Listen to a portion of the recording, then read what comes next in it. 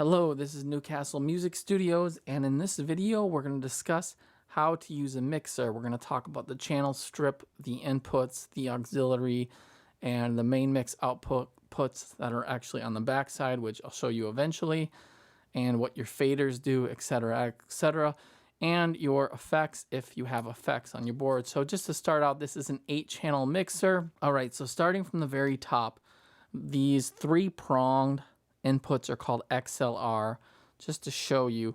So an XLR in looks something like this. It has 3 prongs in it. I know that's probably a little bit hard to see.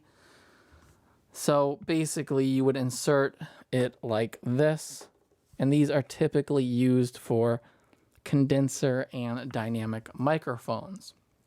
Now, there are a couple different uses for mixers. You can use it for recording, you can use it in a live setting, and then you can use it for DJing also. Anyway, moving on. So we have an XLR input, which is what I'm using to record this vocal right now. Then the next thing we have is known as a line in. The line in utilizes a 1/4 inch like this, and that would be inserted into any of your channel strip. That is also going to be the same as what you see typically on a guitar cable. So this is just a guitar cable here, and you would put that in there as it is plugged in here. The insert utilizes a 1/4 inch also, but the insert is used to connect an outboard piece of gear like a compressor like this. Basically, the signal is sent out and then goes through the compressor, then comes back to the mixer, and then eventually out to your main mix outputs. All right, moving on. Gain is basically not such a fancy way of saying turning up the signal. So if I turn up my gain, I'm going to turn it up for the sake of demonstration. I'm turning up the gain right now, and as you can hear, the gain's going up, and that's going to coincide over here. And I'm speaking very quietly, but right now there's too much gain. Too much gain is going to cause it to go into the red and clip, but we're not going to do that right now. So look up gain staging, how to properly do gain staging, or go by ear and look at your meter and try to keep it under 0. Try to keep it at -3 or so. All right, the next thing we have is a low cut button. You push that in, it cuts off 75 hertz on the EQ. You get the idea. Basically, cutting EQs gets rid of boominess. All right. And then we have compression. I believe the compression is 3:1 on this thing. So the more you turn up the compressor, we're going to turn it up right now. It gets a little bit louder, picks up the lower parts of my voice, but we're really not going to use that right now. If you don't know how to use compression, look it up, but this is probably the simplest compression knob you'll ever find. Now looking at the EQ, you have high, mid, and low, 12,000 kilohertz, 2,500 kilohertz, and then low at the 80. Same thing here. If you turn it up, you're going to get a higher frequency as you're hearing right now, 12,000 kilohertz. And if I turn it down, it's going to make it dull because it's cutting out the 12,000. Mid, as it sounds, it's right in the mid range, which kind of where the human vocal kind of sits. As you can hear my voice now changing, you can hear 2,500 kilohertz better. And then of course the low at 80 hertz, you're not really going to hear much. You may hear a tad if I turn it up, but not really because my voice isn't that low. All right, so that's your EQ on your channel strip. You go left, it goes down. You go right, it goes up. All right, auxiliary. Now, a lot of people don't know what auxiliary is. I'm going to show you 2 uses for auxiliary. First use for auxiliary, as you can see over here under the auxiliary send, as you could plug in, let's say you could plug in a 1/4 inch. And imagine this isn't a guitar cable, which is what it is. Imagine it goes to a speaker. You could use it for an on-stage monitor that's close to you, and you would control it with the auxiliary. So just think of that. It's like having a second way of having a second mix. So your main mix, and then you have your auxiliary mix. Just imagine that's kind of what this gray strip is. And the same thing is going to go for the effects. It's going to be controlled by that. But trying to stay on the topic here of auxiliary, the other thing that you can use auxiliary for is using something like this, is you can use an effects loop. So this is just some vintage delay. It's a very cheap guitar pedal. It goes in here, that's the in, and when it comes out, it goes into the return. So So let's say I want to use it for an effects loop, the auxiliary. Let's go ahead and hear that effects loop. Right now we're going to start hearing some vintage delay. And as you can hear right now, the vintage delay is on. So let's say you want that on all the time, but then maybe you want to click your pedal, it's instantly off. Or if you have somebody running your mixer board, all you would do is just turn it down. And the same thing would apply to using an on-stage monitor. So that's that.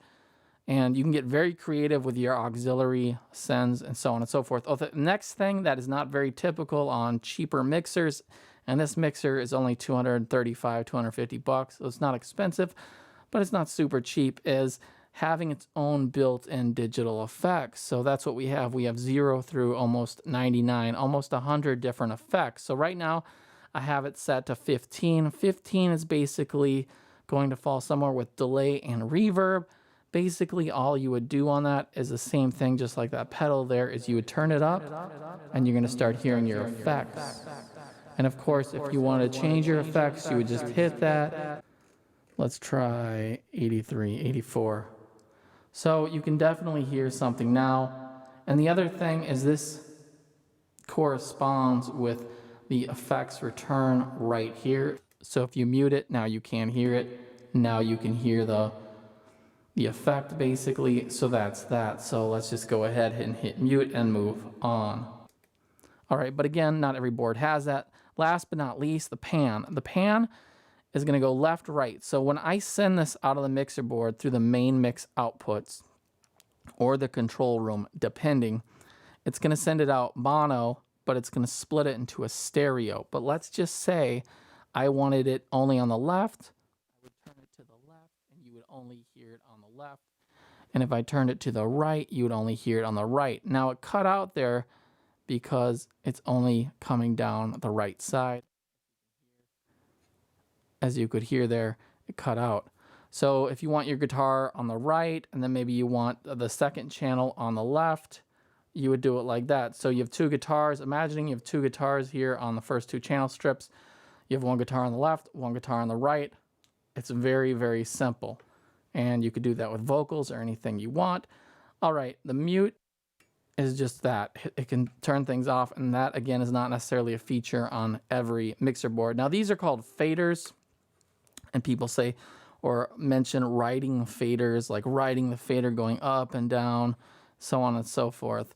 But basically, it's just a volume control. So if you turn it down, you can't do anything. And now I'm turning it back up, and it gets quite loud at plus 10 dB. But let's go back down to around 0 so we don't distort it.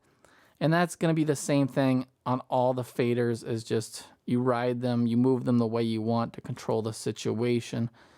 Anyway, and then the last but not least, the main fader is going to control all the channel strips. So anytime I go like that, it's going to go up.